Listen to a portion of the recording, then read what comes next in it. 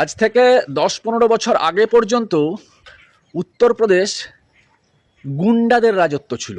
উত্তরপ্রদেশে তখন মুলায়ম সিং যাদব এবং তার সুপুত্র অখিলেশ যাদবের রাজত্ব। এক কথায় বলা যেতে পারে গোটা উত্তরপ্রদেশ ডাকাত গুন্ডা মাফিয়ারাই চালাতো। তার মধ্যে একটি মাফিয়ার নাম আতিক আহমদ, যিনি সমাজবাদী পার্টির হয়ে টানা 5 বারের বিধায়ক এবং 1 বারের সাংসদ। বুঝতে পারছেন তার জলওয়া, তার স্ট্যাটাস, তার রুয়াব কি হতে পারে। একে ছিল গুন্ডা মাফিয়া, তারপরে সে বিধায়ক সাংসদ, তার সঙ্গে পুলিশ সিকিউরিটি, তার নিজের সিকিউরিটি এমনভাবে থাকতো যেন সেই আতিক আহমদই দেশের মুখ্যমন্ত্রী মুলায়ম সিং যাদব কিংবা অখিলেশ যাদব হচ্ছে তার আজ্ঞাকারী। আর ব্যাপারটাও তাই ছিল।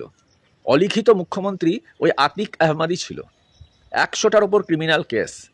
2005 সালে রাজু পালের প্রধান হত্যাকারীর অভিযুক্ত আতিক আহমদ, তাকে উত্তরপ্রদেশের সরকার কিচ্ছু করছিল না, উপরন্তু প্রোটেকশন দিচ্ছিল।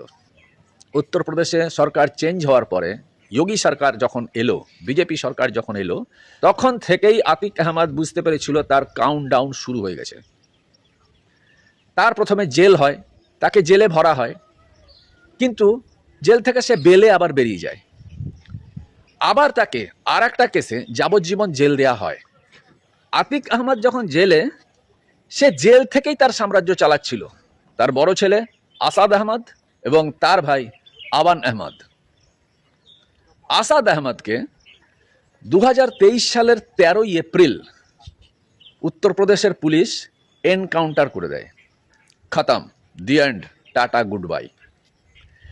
এইবার তার 2 দিন বাদে সেই আতিক আহমদ জেল থেকে ডাক্তারখানা যাচ্ছিলেন ফর্মালি হেলথ চেক আপের জন্য, প্রিজন ভ্যানেই ছিলেন। প্রিজন ভ্যান থেকে নেমে যখন একটু রাস্তা, গাড়ি থেকে নেমে তো হসপিটালে ঢুকতে হবে, ঠিক সেইটুকু রাস্তার মধ্যে সাংবাদিকের বেশে 2-3 জন ছেলে তার কাছে এসে কিছু প্রশ্ন করে। আতিক আহমদ প্রশ্নগুলোর উত্তর দিচ্ছিল। ঠিক সেই সময়ে সেই ছেলেগুলোর মধ্যে কেউ বা কারা তাকে সবার সামনে, লাইভ চলছিল তখন প্রোগ্রাম, সেই লাইভ চলাকালীন গুলি করে হত্যা করে দেয়। সে ছিল আতিক আহমদ আর তার ভাই ছিল।